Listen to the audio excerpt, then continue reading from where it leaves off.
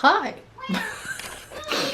It is December 16th. When am I? It is December 17th, 2020. And it is 7:36 p.m.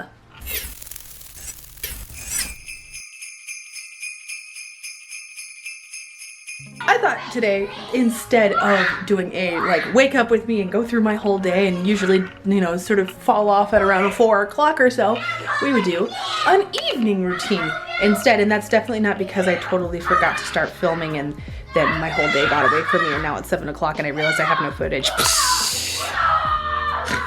That's not it at all. All right, you can hear the sounds of chaos because the boys are getting a good Mario mashup Minecraft sesh in before it's 8 o'clock. And once it hits 8 o'clock, we're cutting that off. We're gonna do some relaxing stuff because Papa's here. They might go to, I don't know what's happening. So we shall see. So next I'm going to, while there's still a lot of chaos, I'm just gonna add a little bit more noise and go grind my coffee for tomorrow. Oh wait, 7. So I'm gonna do, gonna do this real quick, advent calendar, because I haven't done it yet. 17. Oh, it's more dolly mix. I'm still not a huge fan of the dolly mix, but you know what? I keep it on my desk because my kids like it, and so if they come by and I give them a couple of pieces of dolly mix and then they run off to go do something else, which is great. I actually, there's one of these really good gumdrops in there. Okay, to the coffee grinding. Grinding coffee for tomorrow. What noises? Okay, so the boys are actually staying here tonight. Papa decided it was a little too late, but they're gonna go to Papa's tomorrow. Kid free day. So we'll see how that goes. So they are on the couch watching like a couple episodes of Powerpuff Girls before we go to sleep with some milk. I didn't bring Marky his milk and he's looking at me like, really, Mom, you're talking to a camera? Okay. Here you go, Bugga. Sorry about that. They're very tired because they just played Minecraft with Papa. My dad brought me all sorts of good stuff. I now have, check this out. I now have like lids for my mugs. This is a Lego thing that had to get washed. So now I have lids for my drinking jars with like gaskets and stuff. And I've got those. That's nice. I have, oh, I didn't give Sam, I was supposed to give Sam one of these tea tree scrub. I've got more oils that I was out of. Oh, I did not have. I guess this is a freebie that she threw at me. Fantastic, thank you.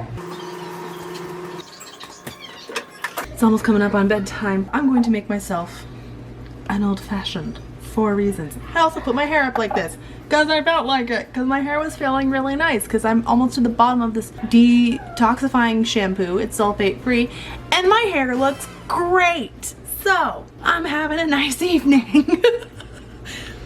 To the old-fashioned. And it's a drink you can build in the glass, which, ta-da.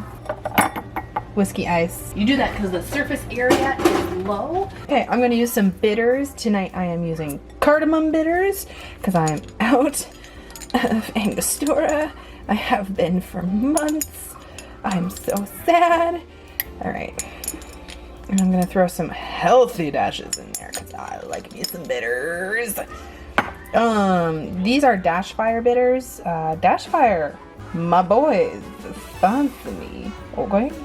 I love this. I love this stuff. My lemon bitters and my hibiscus bitters, they have taken a hit. Do you see these? Oh, these hibiscus bitters are so good. I freaking love those. And then I have the grapefruit too. I love bitters. I would normally measure, but you know what? We're just gonna nice healthy pour of that. Normally people will put in like a simple syrup or they will put in like some sugar or something in the bottom. I want more orange flavor, so, and I don't want a lot of sugar in it, so I throw in some triple sec because it's a dry orange flavor, just like barely a bar spoon. And the last thing we're gonna do, she's a brave girl. Watch this. This is my favorite party trick. Okay, so we're gonna cut this orange over the top of the glass, making sure that all of those juices, or those oils, get into the top. Okay, now we've got this. Hi, bud, what's up? I have fire. Fire? Yeah. That's going to on. No, stay down, stay down. I need you to stay back because this is gonna get pretty. This is gonna get pretty fancy. Okay, here we go.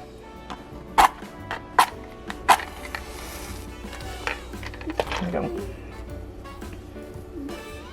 Okay, here we go. And I'm gonna hold this inside the glass like this. I'm not dropping it in. We're not gonna do that. And then we're just going to squeeze the orange oil into the glass. Ooh, this is a very greasy orange. Ooh, she's got some oils in there. Oh my god. All right, and toss that in. And now I'm gonna throw a splash of water in this, not a whole heck ton. And there she is. Boys are asleep. Now we got to make the meat of the video, which is reacting to Dumbledore's big plan, which we're doing number 4 today. And today is actually the day that the first video aired, and Jonathan Carlin, you know, the guy I'm reacting to, liked the tweet announcing that I was doing it. So, hey brother, I'm okay, I'm fine. Alright, let's go watch. We are back reacting to part 4 of Dumbledore's plan. I have really been liking this because for me it is so far confirming my own bias that Dumbledore is in fact pulling the strings behind the scenes, and I like the evidence that that Jonathan is actually bringing to this. So I'm really excited. I'm not just saying that because I think that they're watching now and I'm a little nervous about things, but hello. Also switched up the format, as you can see, because I was like, oh yeah, normally when people are reacting, we're gonna try this.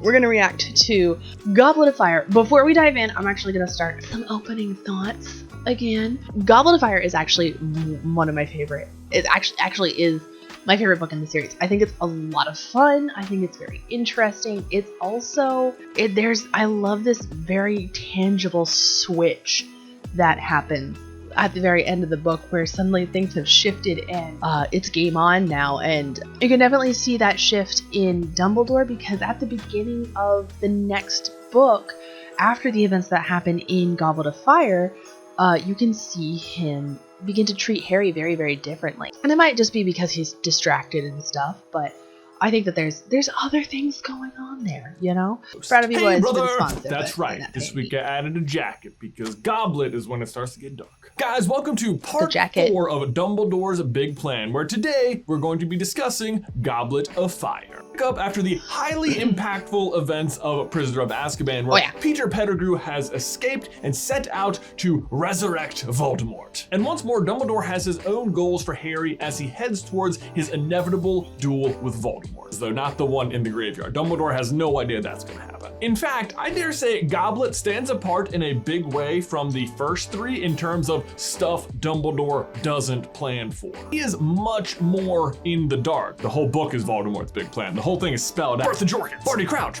We relight the Goblet of Fire. Harry's the champion. Did you put your name in the Goblet of Fire? No way, the cup is a porky. Harry's blood. Avada Kedavra. That's where it goes wrong. But that's not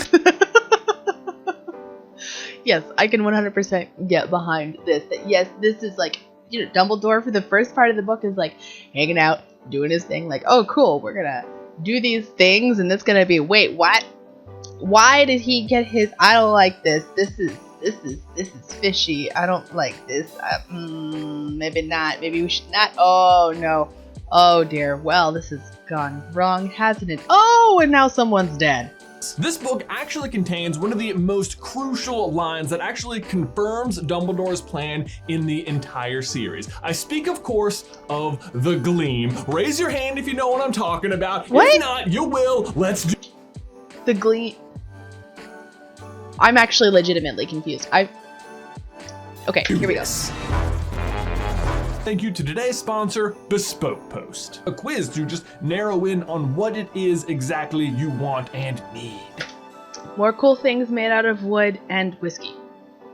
This is a bourbon lemonade, which is one of my favorite things right now. Dumbledore is giving his speech to the entire school because he says something that I feel like really sums up everything he's trying to teach Harry that year. I say to you all once again, in the light of Lord Voldemort's return, we are only as strong as we are united, as weak as we are divided. Lord Voldemort's gift for spreading discord and enmity is very great. We can fight it only by showing an equally strong bond of friendship and trust. Differences of habit and language are nothing at all if our aims are identical and our hearts are open. Friendship, unity, trust. These are the hallmarks of the goals Dumbledore has for Harry this year. Friendship, unity, trust. If you need an acronym, try FUD. It's almost like fun and not at all tough. His first goal is to introduce Harry to the wider wizarding world and start promoting the idea of unity. Second is to educate Harry about the unforgivable curses. And third, and this one is a bit more reactionary, is to start showing Harry what the world was like the last time Lord Voldemort was in power. Okay. I kind of see where he's going here with this, and I definitely agree. Yes, friendship, unity, and trust. He needs to be able to trust in the wizarding world and trust in people so that he can rally them when the times are tough, when times are going to be tough very soon. Yeah, sure, I can get behind this. Let's see what his supporting points are. I'm trying to be more animated and interactive because I realize I'm just sitting here absorbing information and not saying the words that are in my head, and I need to do that because that's what our actual reaction is. A lot of my reactions are incredibly internal instead of external, other than when I get things right about the storyline for Wizards Unite. Lynette has that footage of me running around in my house screaming with my kids screaming behind me. It's adorable. Well, my kids screaming is adorable. I'm probably not adorable, but you know. He has indeed blossomed into the brave Gryffindor Dumbledore intended. He's won the House Cup 3 years in a row, he's received an award for special services to the school, and he even brought home the Inter-House Quidditch Cup. But the issue with... Oh, can I just say... Oh, those models for the CG kids in Quidditch, especially in the first 3 movies, oh, those don't hold up. Man, they look like PlayStation 2 characters. Okay, maybe not PlayStation 2. Hydrating because we're trying to get to a gallon today, and it's already very late. Oh well. Hogwarts itself is a pretty divided place. Very. Sure, Dumbledore didn't want him to end up in Slytherin House, but that doesn't mean Dumbledore actually thinks any lesser of the students in Slytherin House. Well, I mean, let's be honest, there was probably a nicer way to award the points at the end of the first year. I mean, it's not like the Slytherins actually did anything wrong. He didn't have to embarrass him in front of the whole school, but the point is, he did. Sorry, that's actually not the point. The point is, I agree with that point regardless. As a fellow Slytherin, I feel like we were robbed by the awarding of last-minute house points. I think we need a referee, and the only person who's going to speak for us is Snape, and Snape is... Oh, he's clapping. Okay. if Dumbledore had it his way, all 4 houses would coexist harmoniously. But right would they out of though? the Great. Oh, he does say that thing of maybe we sort too early, so it almost feels like I shouldn't confuse Dumbledore's views of Slytherin with J.K. Rowling's writing of Slytherin.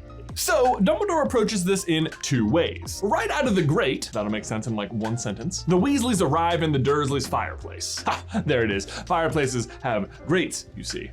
Although, ironically, they don't actually even make it out of the grate in this situation, but whatever. I stand by that pun. Either way, they are... This is hitting on so many levels, because there's the part of me that is wants to be comedian and be like, you explain the joke. Why'd you explain the joke? But the fact that he explained the joke is the funny part. are there to pick up Harry for the Quidditch World Cup. This is a huge deal for the oh-so-poor Weasleys, who have somehow managed to not just get tickets to the event, but also tickets for guests, and also they're the best tickets in the entire stadium in the top box, which for me is just one old big red flag. The top box? What? Thank you. This has bugged me for forever, and I'm like, I don't know. I don't have an explanation. Like I don't have an explanation for the blue bucket that is in my background. It's because of Dumbledore. I don't know why that came out that badly, red leather, yellow leather, red leather. It's come as a gift from Ludo Bagman, and the explanation is that he is returning a favor to Arthur because Arthur got his brother out of a weird situation with a lawnmower that was acting unnaturally, and he just smoothed the whole thing over. Here's 10 tickets to the top box. I'm sorry, but I just don't think so. I mean, if even you're comparing these top box, let's compare top box tickets. Private. Okay, it's a 10. Like, this is what I would consider to be like a top box.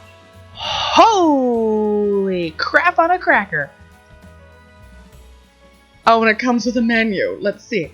A lemon glazed chicken with a cherry tomato, baby spinach, herb dressing. Oh my god, this sounds better than what I made for dinner today. Beetroot and shallot tart tatin, walnut, orange, and dill dressing. This is literally just becomes Zoe reads a menu in a weird accent. We're continuing onwards. Mushroom and lentil salad. Whoa. With blue cheese. Oh, you ruined it with the blue cheese, didn't you? Kale and roasted cauliflower, golden raisins, toasted pine nuts, seasonal leaves, French dressing, rustic rolls, and butter. 28-day. Oh my god, what?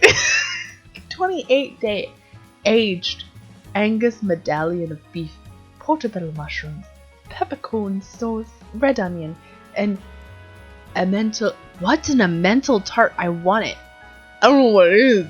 Oh, it's a type of cheese. Oh, interesting. Oh, alpine cheese. Interesting. I'm now going down a cheese rabbit hole I was not expecting. That's a lot of money. I'm just saying. Champagne reception upon arrival. Oh.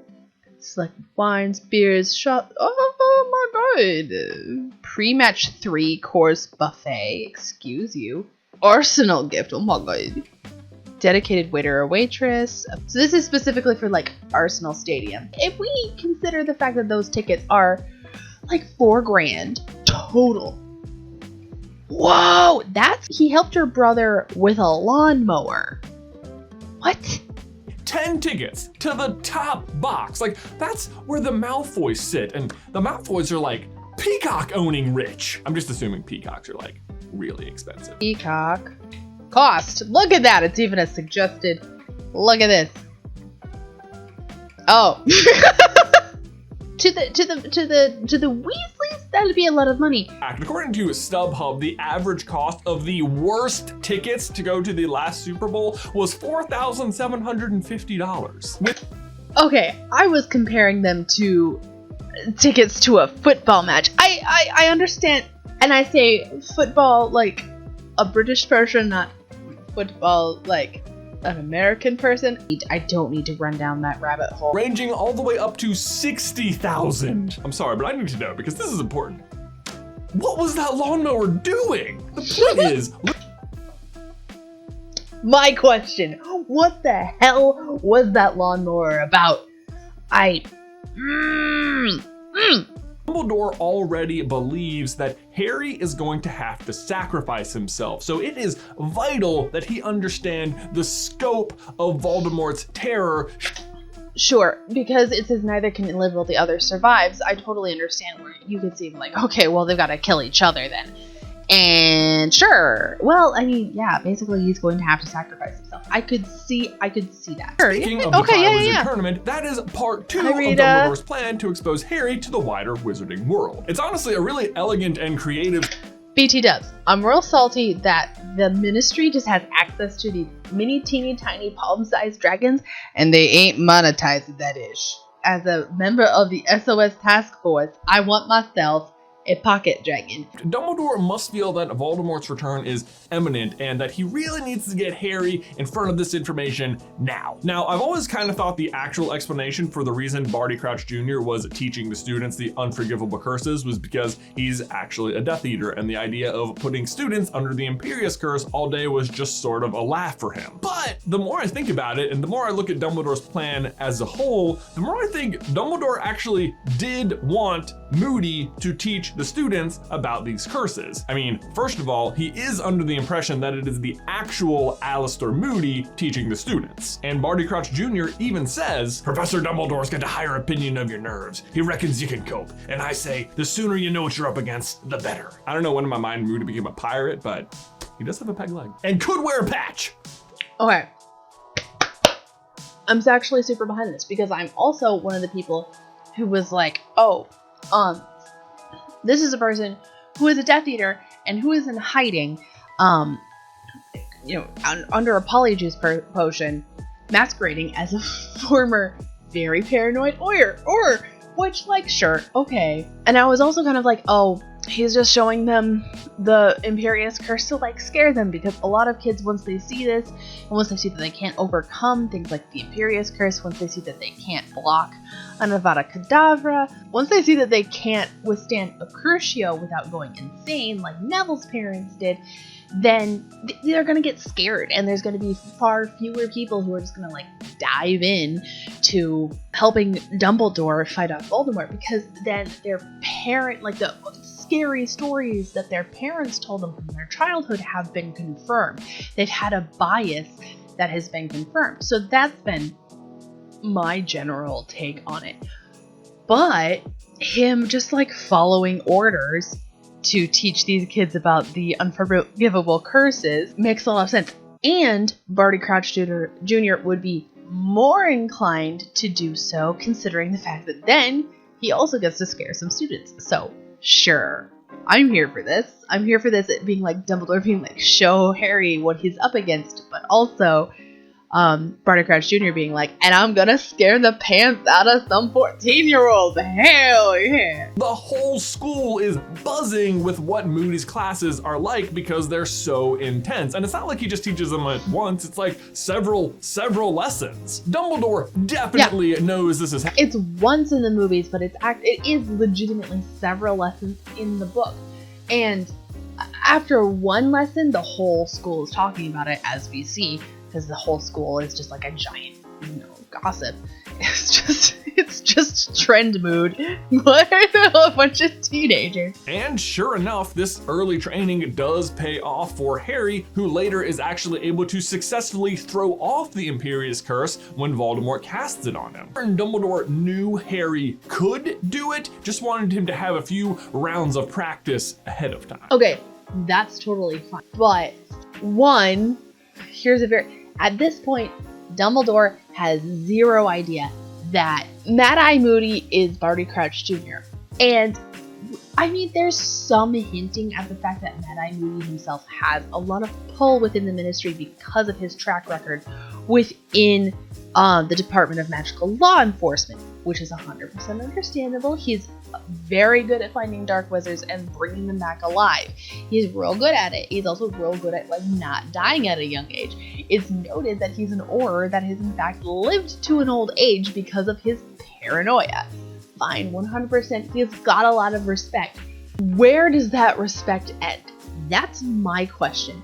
Because he's not just performing the Imperious Curse, like in the movies, he's just performing the Imperious Curse on a spider, right? In the book, he's performing it on the students. He's performing unforgivable curses on students as a teaching mechanism. At what point does the Ministry step in and say no? Like we see in the next book that they go, okay, what? But at what point, okay, not even that, but in the second book, when we had a veiled, unsubstantiated threat that was petrifying kids, there was a board of parents that was willing to shut down the school. Where is that line drawn? That is my question. Where does the line become apparent? Because it's apparently not here, and it doesn't, at that point, it doesn't matter who Barty Crouch Jr. is, and it doesn't matter who Dumbledore is, because it doesn't matter how much respect of either of them has. Kids were getting petrified 2 years ago, and they were willing to shut down Hogwarts. Unforgivable curses that were around during some of the darkest times that the Wizarding World has ever seen, and they just go, okay, that doesn't add up. that doesn't add up. And maybe that's why Umbridge came in the first place. Sure, I could see that. It's been a tumultuous 2 years. All I'm saying is we had the Chamber of Secrets open and somebody defeated a friggin' basilisk while kids were getting petrified. Luckily no one was killed like they did in the 1940s. We saw that happening. This is the second instance. And then right after that, we have a werewolf on campus, which obviously everybody knows about, which is why Lupin is sacked in the first place. And 2, we have a hippogriff attack, which was whatever. Who the heck is? And a serial killer loose on campus. Where is the line? I don't know. I don't know where the line is. I'm confused. But in year 4, we have someone teaching people how to torture other people, and that's fine too. But that brings me to goal number 3, showing Harry what the wizarding world was like the last time Voldemort was at large. Like I said earlier, this is not something he would have planned from the beginning. It's much more reactionary, but since Dumbledore has been reading the signs the whole book, I think he feels like it's a good idea to pass this information along to Harry. This happens when Harry accidentally discovers and enters the pensive in Dumbledore's office and witnesses the trials of Karkaroff, Bagman, and Barty Crouch Jr. And I say accidentally with air quotes because it is so not an accident. The reason I think Dumbledore wants Harry to see this is not to just throw shade at the accused, but to show Harry how Voldemort was able to spread such terrible mistrust through the wizarding community. And then of course is the trial with Barty Crouch Jr., which shows us the breaking of families, which shows how even people who claim to be on the good side of things are willing to shatter bonds and mistrust even their own children. David Tennant's performance here, I'm saying, as usual, it was masterful. If the time should come when you have to make a choice between what is right and what is easy, remember what happened to a boy who was good and kind and brave because he strayed across the path of Lord Voldemort. And again, we have this rather stirring speech of what is good and what is easy and all of that fun things. Okay, even if up until this moment, Dumbledore had no idea that Harry could survive Voldemort's killing curse at the end battle, if he had no idea, it does not negate, it does not negate that Dumbledore not only groomed a boy for 14 years, in essence, to become a pig for slaughter, to go and die at the young age of 17, which, I mean, he probably didn't think that it would happen that quickly. Who knows? But it does not negate the fact that for 14 years up until this point, he was still grooming a young man to die. After homing him in an abusive household for 11 years, and then withholding vital information that could lead to this young man's survival in the case that all of this stuff did happen. Okay, false hope, sure, of course, he didn't know for sure, but it does not negate him grooming a young man for 14 years. That's all I'm saying. Is grooming the right term? Is grooming the wrong term here? I don't know.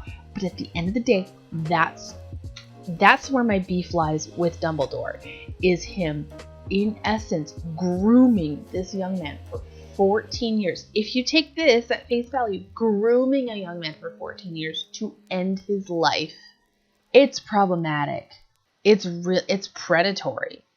At the very least, it's problematic. Let's be honest. Here's the thing. I'm going to make this 100% clear. I still like Harry Potter. I think it's a lot of fun. I have a lot of fun in this universe. I think it's incredibly great. I still like Harry Potter.